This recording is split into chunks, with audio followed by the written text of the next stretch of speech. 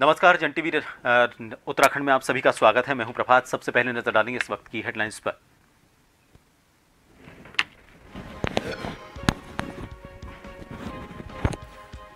उन्नीस जनवरी को केंद्रीय रक्षा मंत्री राजनाथ सिंह का जोशीमठ दौरा। सीमांत क्षेत्र जोशीमठ ढाक पहुंचेंगे। हाईवे पर नए पुल का करेंगे उद्घाटन। कई विकास परियोजनाओं का लोकार्पण। राम मंदिर में प्राण प्रतिष्ठा को लेकर उत्साह। उत्तराखंड में 22 को मंदिर और पर्यटन स्थलों पर होगा रामपाठ। मदरसों में भी दिखेगा राम मंदिर का जश्न।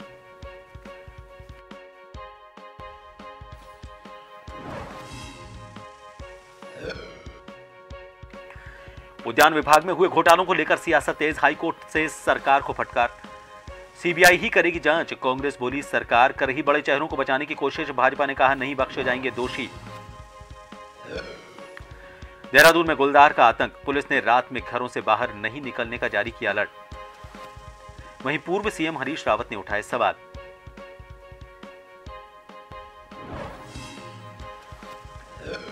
और बद्रीनाथ धाम को पर्यटन स्थल औली में मौसम ने ली करवट और जमकर हुई सीजन की पहली बर्फबारी। औली में बिछी 3 इंच मोटी बर्फ की चादर। पर्यटक उठा रहे जमकर लुत्फ।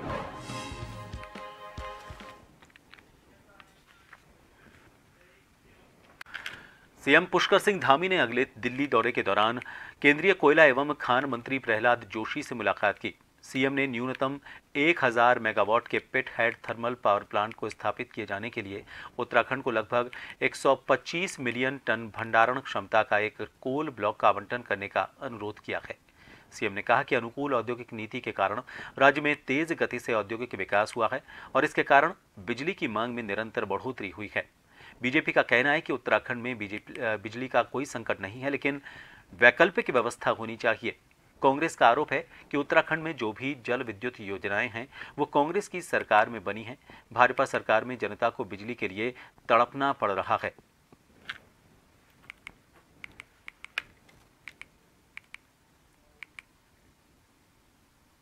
देखिए, इस बार बहुत अधिक बरसात होने के कारण काफ़ी फ्लड और मलबा जो है वो टरबाइन पे आए हैं। बिजली उत्पादन उत्तराखंड के अंदर हमारे पूरे प्रदेश के लिए जितनी बिजली होनी चाहिए उसके हिसाब से पूरा है, लेकिन वैकल्पिक व्यवस्थाएं भी हम रखें अपने पास। इसलिए माननीय मुख्यमंत्री जी ने कल कोयला मंत्री से बात की और निश्चित रूप से हमारे को जब हमने केंद्र से सहयोग मांगा है हमको सहयोग मिला है। आने वाले समय में हम एक्स्ट्रा बिजली भी अपने पास रखें। इन सब चीज़ों को लेकर के सरकार काम कर रही है। किसी भी तरीके से कोई भी विद्युत संकट उत्तराखंड में है नहीं। देखिए, उत्तराखंड को ऊर्जा प्रदेश के नाम से भी पूरे देश के अंदर जाना जाता है और जो भी यहाँ पर जल विद्युत परियोजनाएं कांग्रेस सरकार के दौर में बनी और उसके बाद आपने देखा कि राज्य में कोई जल विद्युत परियोजना जो है भाजपा की सरकारें नहीं बना पाई और उसके बाद भी जो है इस राज्य को बिजली के लिए तरसना पड़ रहा है। ऊर्जा प्रदेश होने के बाद भी दूसरे राज्यों से हम महंगी बिजली खरीदने के लिए मजबूर हैं। आम उपभोक्ता देश में लगभग सबसे महंगी बिजली उत्तराखंड में खरीद रहा है। आखिर इसके क्या कारण? सरकार जो है ऊर्जा प्रदेश के का जो सपना है उसको साकार क्यों नहीं कर पाई है? केवल बयानबाजी हो रही है। अब राम मंदिर की प्राण प्रतिष्ठा को लेकर उत्साह जारी है। 22 जनवरी को प्रदेश भर में कई सांस्कृतिक कार्यक्रम सहित मंदिरों और घाटों में स्वच्छता अभियान चलाया जाएगा। प्रदेश के पर्यटक मंत्री सतपाल महाराज ने भी चारों धामों सहित प्रदेश के सभी मंदिरों और पर्यटन स्थलों में दीप प्रज्वलित करने रामपाठ कार्यक्रम का आयोजन करने के निर्देश दिए हैं। पर्यटन मंत्री के निर्देश के बाद सभी मंदिरों में 22 जनवरी को लेकर तैयारी शुरू हो चुकी है।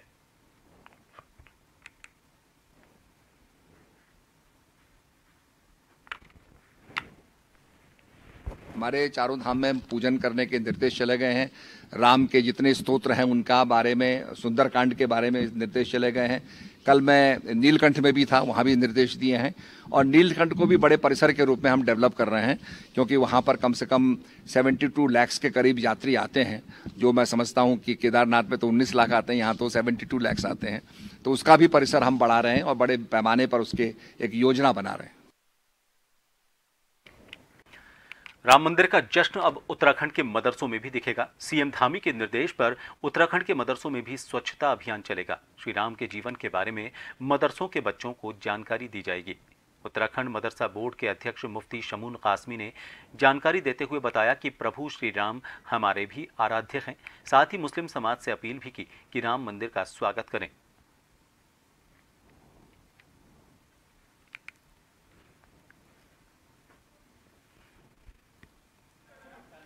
हमारे मदरसे सफाई सुथराई के अभियान से जुड़े हैं और मदरसों में हमने मर्यादा पुरुषोत्तम श्री राम की जीवनी से रिलेटेड हमने जो लोगों को दिशा निर्देश दिया है, तो बताया है कि मर्यादा पुरुषोत्तम श्री राम कौन थे, क्या उनके आदर्श थे।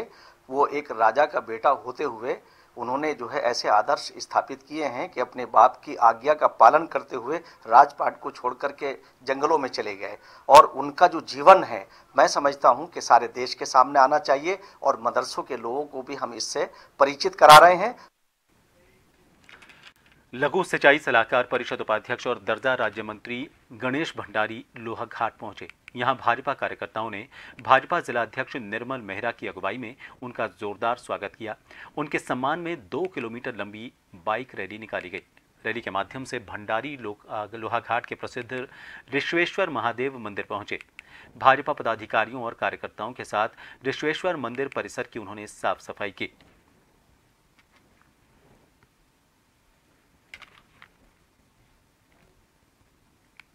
ये कहना चाहूँगा कि जिस तरह से 22 जनवरी को जो 500 वर्षों से जो हमारी आस्था का केंद्र था भगवान श्री राम का मंदिर, वो उसका उद्घाटन होने जा रहा है। और माननीय मोदी जी ने एक आह्वान पूरे देश को किया है कि जितने भी हमारे मठ मंदिर हैं उनकी 22 तारीख तक स्वच्छता और सफाई अभियान पार्टी द्वारा चलाया जा रहा है। उसी की निमित्त आज मैं यहाँ पर पहुंचा हूं और यहाँ पर अभी हम सभी भारतीय जनता पार्टी के कार्यकर्ताओं ने यहाँ पर सफाई अभियान चलाया है। उसी के निमित्त हमने ये कार्यक्रम किया है। पंतनगर कृषि विद्यालय द्वारा संचालित लोहाघाट स्थित कृषि विज्ञान केंद्र से किसानों का मोह समाप्त हो गया है। चंपावत को मॉडल जिला बनाने में इस केंद्र को केंद्र बिंदु बनाकर खेती के जरिए किसानों ने अपनी तकदीर बदलने की जो सोच रखी थी वो कपूर की तरह उड़ गई। एक समय था जब यहां उद्यान वैज्ञानिक के रूप में डॉक्टर AK सिंह ने अपने काम और व्यवहार से इस केंद्र को न केवल ऊंचे मुकाम तक पहुंचाया बल्कि किसानों को खेती की नई नई तकनीक से जोड़कर उनकी आय को 2 नहीं 3 गुना करने का प्रयास किया। किसान संगठन के नेताओं ने कहा कि अब केंद्र की परिस्थितियां एकदम बदल गई हैं। प्रभारी के रूप में ऐसे वैज्ञानिक को तैनात किया गया है जिस पर कथित आरोप हैं, जिसे देखते हुए किसान संगठनों ने कृषि विज्ञान केंद्र प्रभारी को हटाने और इस कृषि विज्ञान केंद्र को विश्वविद्यालय के अधीन से हटाकर इसे विवेकानंद पर्वतीय कृषि अनुसंधान संस्थान अल्मोड़ा को सौंपने की मांग की है। इस मामले को लेकर किसानों ने कृषि मंत्री गणेश जोशी से भी मुलाकात की।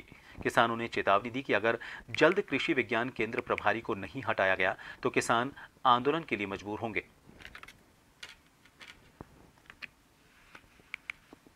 हमने जो है निष्क्रिय जो यहाँ पर ये प्रभारी को नियुक्त किया गया है उसको हटाने की मांग जो है शासन प्रशासन से करी थी, लेकिन उसके बदले जो यहाँ पर काम कर रहे हैं वैज्ञानिक उनको हटा दिया गया है। और जो है वो घर घर किसानों के यहाँ घर घर जाकर जो है उनकी सूद ले रहे थे, उनको हटा दिया गया है। हटा क्या दिया, एक तरह से साजिश की गई है, क्योंकि पहले जब AK सिंह जी यहाँ पर थे वो काम कर रहे थे, उनको हटा दिया गया। 10-12 साल ये उनके जाने के बाद सफेद हाथी बना रहा। जब 2 वैज्ञानिक यहाँ आए तो उनसे थोड़ी किसानों को आस जगी, तो उनका भी यहाँ से जो है तबादला कर दिया गया।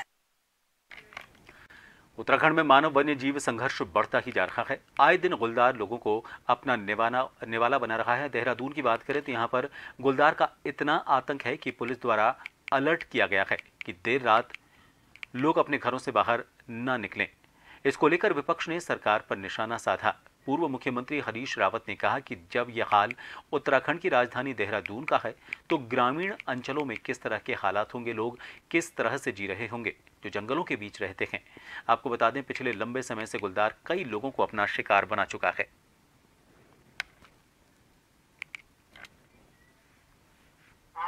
इससे बड़ी बात क्या हो सकती है कि देहरादून जो राज्य की राजधानी है, वहाँ अनाउंसमेंट किया जा रहा है पुलिस द्वारा, उनके द्वारा कि अपने घरों में रहिए, बाहर मत निकलिए और इतने बजे से इतने बजे तक न निकलिए। तो इसका मतलब है गुलदार का आतंक, जब देहरादून शहर आतंकित है तो हमारे गाँवों की स्थिति क्या होगी जो जंगलों के बीच में। बाराकोट ब्लॉक के सिंगदा गांव के युवाओं को एसपी चंपावत अजय गणपति द्वारा नशीले पदार्थों का सेवन न करने और नशे से होने वाली हानियों के बारे में बताकर जागरूक किया गया। साथ ही एसपी चंपावत द्वारा युवाओं को नशे से दूर रहने और खेलकूद में रुचि रखने के लिए प्रेरित किया गया। नशा करने वाले लोगों के बारे में पुलिस को टोल फ्री नंबर और पुलिस कंट्रोल रूम चंपावत के नंबर पर सूचित करने के लिए कहा गया। वहीं अपने बीच एसपी को देखकर युवा काफी खुश नजर आए।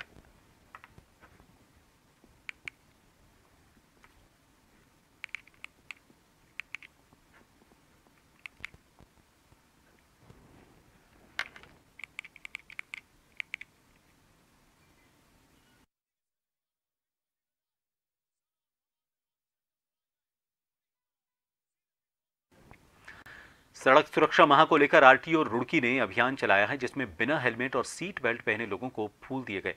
नियमों का पालन करने वालों को चॉकलेट दी गई। साथ ही सड़क सुरक्षा के तहत एक शॉर्ट फिल्म भी दिखाई गई और लोगों को नियमों के बारे में जागरूक किया गया।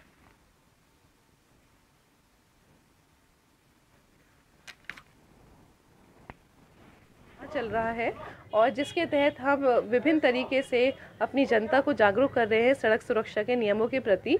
और उसी के तहत आज हमने एक नया कार्यक्रम शुरू किया है। जिस बस में हम बैठे हैं ये एक मतलब अवेयरनेस वैन है और इसके अंदर हम, आप पीछे देख सकते हैं एलईडी लगी हुई है, जिसमें हम लोगों को जो नियम तोड़ रहे हैं उनको बिठा के काउंसलिंग के तौर पे कुछ वीडियोस दिखाते हैं ताकि वो एक्सीडेंट्स के प्रति सेंसिटाइज हो सके और नियमों का पालन करें। नरेंद्रनगर मार्ग पर कल देर रात एक कार दुर्घटना का शिकार हो गई और खाई में गिर गई। इससे गाड़ी में सवार 3 लोगों में से 2 लोगों की मौके पर ही मौत हो गई, जबकि एक गंभीर रूप से घायल हो गया। एसडीआरएफ ने सूचना मिलते ही रेस्क्यू ऑपरेशन चलाया। मृतकों में संजय बजाज डोईवाला और एस रावत एलआईसी एजेंट मिलकर्मी के साथ एक घायल व्यक्ति कानपुर निवासी बताया जा रहा है। घटना की सूचना मिलते ही घर में कोहराम मच गया। डोईवाला बाजार में शोक फैल गया। भाजपा नेताओं के साथ तमाम राजनीतिक दल के लोगों ने घटना पर शोक जाहिर किया।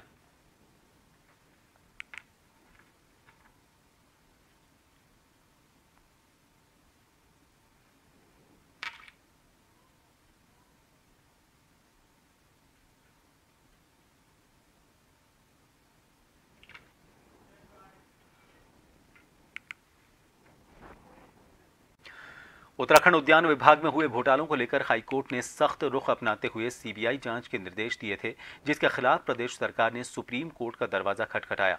मामले में सुप्रीम कोर्ट ने हाईकोर्ट के फैसले को यथावत रखते हुए राज्य सरकार को फटकार लगाते हुए सीबीआई जांच के निर्देश दिए। उद्यान विभाग में हुए घोटालों को लेकर सुप्रीम कोर्ट से झटका खाने के बाद उद्यान मंत्री गणेश जोशी का यह कहना है कि सरकार को एसआईटी जांच पर भरोसा था, इसीलिए सरकार सुप्रीम कोर्ट पहुंची थी। उद्यान विभाग में घोटालों की जांच एसआईटी करे, लेकिन सुप्रीम कोर्ट का जो निर्णय आया है उसके बाद जो भी लोग सीबीआई जांच में दोषी होंगे उन पर कार्रवाई देखने को मिलेगी।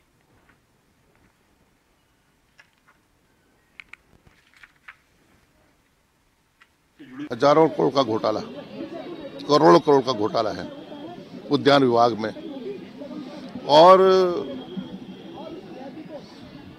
साक्ष्य भी है, सबूत भी हैं, लेकिन सरकार ने उन अधिकारी को लगातार बचाने का प्रयास किया, सिर्फ उसको सस्पेंड कर दिया गया, इसके अलावा कुछ नहीं। लेकिन एक सामाजिक कार्यकर्ता माननीय उच्च न्यायालय में जाते हैं और माननीय उच्च न्यायालय सरकार को आदेशित करता है कि इसकी जांच सीबीआई से होनी चाहिए। सरकार पुनर्विचार याचिका सुप्रीम कोर्ट में दाखिल करती है, रिट दायर करती है कि इसकी सीबीआई इंक्वायरी नहीं होनी चाहिए। सुप्रीम कोर्ट ने फटकार लगा दी, एसएलपी रद्द कर दी और ये कहा कि जांच से भाग क्यों रहे हो। और हाई कोर्ट ने कहा है कि इसमें साक्ष्य हैं और ये क्लियर है कि उसमें कोई न कोई ऐसा व्यक्ति है जो इसका सूत्रधार है, जो सबका मास्टरमाइंड है इसमें, और वो बड़ा जाड़ है, जाड़। तो उस जाड़ को बचाने के लिए धामी सरकार जो है ने पहले विभागीय जांच को सामने नहीं आने दिया। जब हाई कोर्ट ने जो है दायर कर दिया, सीबीआई की जांच की आदेश दे दिए, तो उसके खिलाफ सुप्रीम कोर्ट में एसएलपी में चले गए। नहीं, कोई झटका नहीं लगा। देखिए, सुप्रीम कोर्ट में सरकार इसलिए गई थी कि हमारी जो एजेंसी है एसआईटी पे प्रश्न लग गया था, हमने उसको सस्पेंड किया, एसआईटी को जांच दी और एसआईटी ने माननीय उच्च न्यायालय से उस व्यक्ति के खिलाफ एफआईआर करने के आदेश मांगे कि हम इसके खिलाफ एफआईआर करना चाहते हैं। हमें आदेशित की गया क्योंकि कोर्ट के उसमें देखरेख में मामला चल रहा था, लेकिन माननीय उच्च न्यायालय ने आदेश नहीं दिया और उन्होंने सीबीआई जांच के लिए कहा। तो हम तो सिर्फ इसलिए कि हमारी, क्योंकि इससे पहले अगर आप देखें एसआईटी ने चाहे नकल घोटाला हो, चाहे एनएस घोटाला हो, चाहे समाज कल्याण घोटाला हो, हर घोटाले में 100 से अधिक लोगों को जेल भेजा है, किसी को छोड़ा नहीं है। देखिए, जांच जब चल रही होती है तो इस प्रकार के प्रश्न खड़े होते हैं। अगर हाई कोर्ट के डिसीजन के बाद जो जांच की प्रक्रिया राज्य सरकार द्वारा चल रही, राज्य सरकार उस हेतु सुप्रीम कोर्ट गई थी कि हमने उसकी जांच बिठा दी है, लेकिन क्योंकि सुप्रीम कोर्ट ने कोई डिसीजन दिया है, इन्हें सरकार उसको मानेगी। ये कहना है कि जांच ही नहीं हो रही होती तो ये स्वयं रूप से विषय होता है कि आखिर क्यों सुप्रीम कोर्ट गए। अगर हाई कोर्ट ने सीबीआई जांच की बात की तो हम केवल सुप्रीम कोर्ट इस आधार पर गए कि सरकार द्वारा जांच बिठाई गई है, इस जांच के पक्ष भी आने चाहिए, लेकिन सुप्रीम कोर्ट ने डिसीजन दिया, हम उसका स्वागत करते हैं। रोकने का विषय ही नहीं है, रोकने का विषय तो सरकार जांच ही नहीं बिठाती। उद्यान जैसे बड़े घोटाले में भ्रष्टाचारियों को बचाने के लिए सरकार उच्च न्यायालय के फैसले को चुनौती देने के लिए सर्वोच्च न्यायालय चलेगी और वहां से सीबीआई जांच रुकवाने की मांग सरकार द्वारा की गई। मैं माननीय सर्वोच्च न्यायालय का आभार प्रकट करूंगा कि उन्होंने उत्तराखंड के किसानों, काश्तकारों और हमारी न्याय के प्रति जो आस्था है उसको जीवित रखते हुए सरकार द्वारा। ब्रेक के बाद एक बार फिर आप सभी का स्वागत है। उत्तराखंड की धामी सरकार द्वारा महिलाओं को सशक्त बनाने के लिए लगातार कई फैसले लिए जा रहे हैं। प्रदेश सरकार द्वारा महिलाओं को सशक्त और आत्मनिर्भर बनाने की दिशा में कई फैसले जो लिए जा रहे हैं। प्रदेश सरकार द्वारा मेरी भूली इजाबैणी दीदी भूली नारी शक्ति वंदन कार्यक्रम के तहत उत्तराखंड की महिलाओं को जागरूक करने के साथ उन्हें आत्मनिर्भर बनाने का काम कर रही है। इस मुहिम में मुख्यमंत्री पुष्कर सिंह धामी खुद ग्राउंड जीरो पर काम कर रहे हैं और उत्तराखंड की महिलाओं को सशक्त बनाने के लिए कई महत्वपूर्ण फैसले ले रहे हैं। कहीं ना कहीं आगामी 2024 के लोकसभा चुनाव को लेकर भाजपा की तैयारी लगातार जारी है। दूसरी ओर उत्तराखंड की धामी सरकार महिला वोटरों पर अपनी मजबूत पैठ बनाने के लिए उत्तराखंड की महिलाओं को सशक्त बनाने का काम कर रही है। देखिए, जिस प्रकार से देश की तमाम जो केंद्र की योजनाएं हैं वो हमारी मातृशक्ति को केंद्रित करते हुए योजनाएं बनाई जा रही है, उसी प्रकार से हमारे उत्तराखंड के युवा मुख्यमंत्री, यशस्वी मुख्यमंत्री जिस प्रकार से जो हमारी मातृशक्ति है वो मेन स्ट्रीम में है। मातृशक्ति का अपने परिवार के साथ आर्थिक सहयोग मिले, मातृशक्ति अपनी पहचान बना सके, इस पर हमारी सरकार काम कर रही है। माननीय मुख्यमंत्री जी जिस प्रकार से इस विषय को देखते हुए माताओं को आगे बढ़ाने के जिस प्रकार से योजनाएं बना रही, लखपति दीदी योजना। खबर जोशीमठ से है। आपको बता दें कि रक्षा मंत्री राजनाथ सिंह 19 जनवरी को जोशीमठ ढाक में सीमा सड़क संगठन के जवानों से मुलाकात करेंगे। साथ ही कई विकास योजनाओं का लोकार्पण भी करेंगे। कार्यक्रम स्थल ढाक में चिकित्सा सुविधा, इसके साथ ही बिजली, पेयजल आपूर्ति, यातायात और सुरक्षा के पुख्ता इंतजाम कर दिए गए हैं। रक्षा मंत्री राजनाथ सिंह भारत चीन सीमा तक जाने वाली BRO के द्वारा बनाया गया एक नए ब्रिज का उद्घाटन भी करेंगे। इसकी लंबाई तकरीबन 93 मीटर और चौड़ाई तकरीबन 12 मीटर है। वहीं पिछले कुछ दिनों से लगातार पुलिस प्रशासन, जिला प्रशासन और BRO की टीम लगातार इस जगह का जायजा करने के लिए पहुंच रही है, जहां पर रक्षा मंत्री राजनाथ सिंह पहुंचने वाले हैं।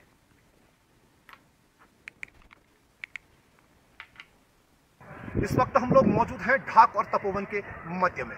जहां पर 19 तारीख को रक्षा मंत्री पहुंचने वाले हैं, जिसकी तैयारियां यहां पर जोरों शोरों पे चल रही है। आप देख सकते हैं तस्वीरों में एक्सक्लूसिव तस्वीरें इस वक्त जन टीवी ग्राउंड जीरो से दिखा रहा है। तपोवन की तस्वीरें हैं, ये देख सकते हैं। ये वही पुल है जहां पर रक्षा मंत्री इसी पुल का उद्घाटन करने आ रहे हैं और इसकी जो लंबाई है वो बताई जा रही है 93 मीटर लंबाई इसकी है, 12 मीटर के आसपास इसकी चौड़ाई है और काफी बड़ा पुल इस वक्त ये यहाँ पर देखने को मिल रहा है। खास बात तो ये है कि जो आप देख रहे हैं सामने, मैं जरा कैमरामैन साथी से जरा गुजारिश करूंगा ये आप उस पहाड़ियों को भी दिखाएं। ये वही पहाड़ियां हैं, इन पहाड़ियों से गुजर करके पहले वाहनों को यहाँ से आवाजाही करनी पड़ती थी, जिस कारण जो सेना के वाहन से लेकर के तमाम जो लोगों के वाहन होते थे उन्हें दिक्कतों का सामना करना पड़ता था। लेकिन अब ऐसा नहीं है, अब नया पुल यहाँ पर पूरी तरह से तैयार हो चुका है। लगातार पुलिस प्रशासन की टीम इस वक्त यहाँ पर मौजूद है, तहसील प्रशासन की टीम यहाँ पर मौजूद है, भारतीय सेना के जवान यहाँ पर इस वक्त मौजूद हैं। बीआरओ के खासकर अगर मैं बात करना चाहूँ तो बीआरओ के जवान भी इस वक्त मौजूद है। ये देख सकते हैं सामने की तस्वीरें मैं जरा दिखाना चाहूंगा। मैं जरा कैमरामैन साथी से जरा गुजारिश करूंगा कि इस जगह को दिखाएं जहां पर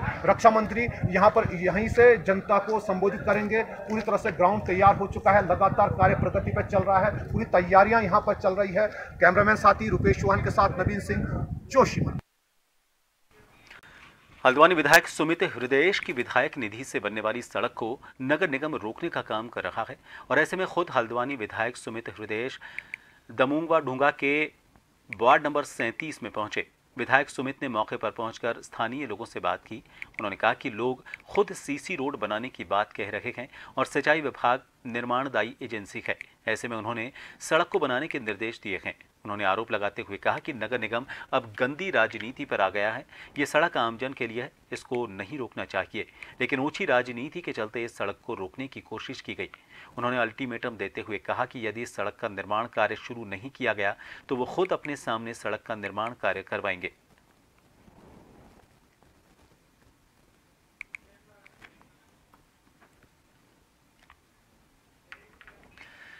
हल्द्वानी में प्रशासन द्वारा किए जा रहे सड़क चौड़ीकरण को लेकर व्यापारियों ने अब विरोध तेज कर दिया है। प्रभावित हो रहे व्यापारियों ने अपनी दुकानों को बंद कर विरोध प्रदर्शन किया।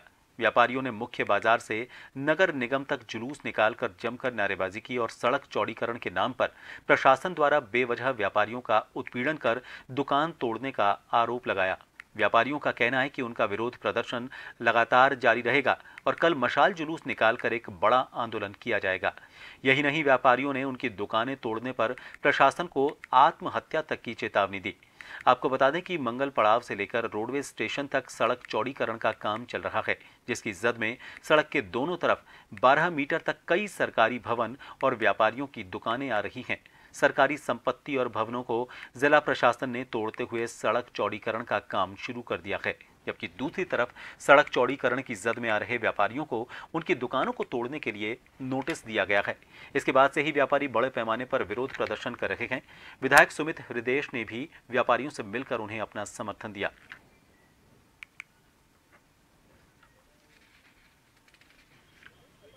व्यापारी बहुत ज्यादा भय के माहौल में जी रहा है। व्यापारियों को परिवार ने खाना खाना बंद कर दिया है, नींद नहीं आ रही है, चैन हराम हो गया है इस गंदे निर्णय की वजह से।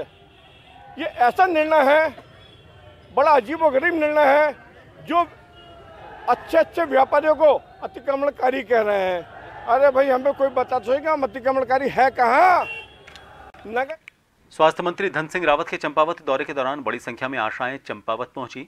अपने संबोधन के दौरान स्वास्थ्य मंत्री ने आशाओं द्वारा लंबे समय से की जा रही मानदेय की मांग को उनका कोई संज्ञान न लेने से आशाएं भड़क गईं। वहीं आशा कार्यकर्त्री संगठन जिलाध्यक्ष सरस्वती पुनेठा और आशाओं ने कहा कि स्वास्थ्य मंत्री के द्वारा 11,000 पदों की स्वास्थ्य विभाग में नियुक्ति की बात की गई, सभी लोगों के हित की बात की गई, लेकिन लंबे समय से आशाएं मानदेय की मांग कर रही हैं।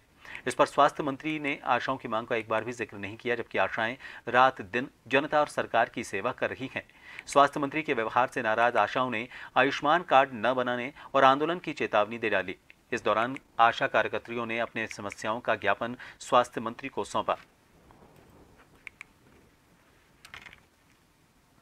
सर से बहुत उम्मीद थी, लेकिन सर ने हमें केवल एक आशा करके आशा बहने कहा, उसके अलावा हमसे कोई बात नहीं करी। उनने बाद में हम मिलने गए, हमने कहा कि सर हमसे कुछ तो आपने थोड़ी उम्मीद दिलानी चाहिए थी कि हम आपके लिए इतना कुछ करेंगे सबके लिए। उनने बोला कि चलो अभी यहाँ पर जो बड़े नौकरी की नियुक्ति जो हमारी स्टाफ नर्सों बहनों को मिली, हमें बहुत खुशी हुई।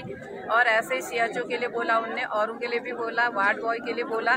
लेकिन हमारी जो हम लोग आयुष्मान में भी कार्ड में काम कर रहे हैं, पूरे स्वास्थ्य की एक रीढ़ की हड्डी बन के हम काम करते हैं। हम ये कहना चाहेंगे, जैसे अभी हमारे ये क्या कहते हैं स्वास्थ्य मंत्री जी आए थे, औरों के बारे में इन्होंने तो सब कुछ बोला भी, उनके लिए किया भी, लेकिन आशाओं के लिए न इन्होंने कुछ योजनाओं के लिए कहा, न कुछ चीज के लिए कहा, कुछ भी नहीं। हमारी कोई मान्यता ही नहीं है कि हम यहाँ पर आए, हमें खाली यहाँ पर भीड़ बढ़ाने के लिए बुलाया गया है कि स्वास्थ्य मंत्री आ रहे हैं, आप भी स्वागत के लिए भीड़ बनाने के लिए यहाँ पर इकट्ठा हो जाए।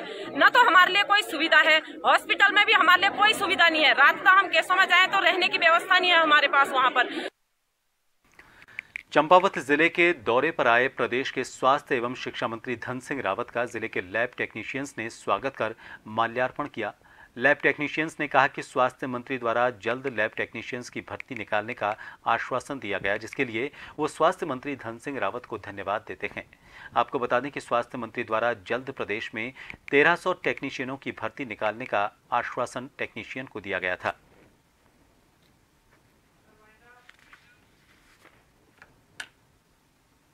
धन्यवाद जो आप आके यहाँ पे हमसे हमारी चीज़ों को पूछ रहे हैं। और दूसरा ये है कि आज आ रहे हैं हमारे स्वास्थ्य मंत्री श्री धन सिंह रावत जी, और हम उनसे बस यही उम्मीद में है कि वो हमारी जल्द से जल्द जितनी भी हमारी LT के पद खाली चल रहे हैं हमारे पूरे उत्तराखंड के अंदर, वो जल्द से जल्द रिक्त पद भर जाएं। इन सभी खबरों के साथ जन TV उत्तराखंड में फिलहाल के लिए इतना ही। नमस्कार।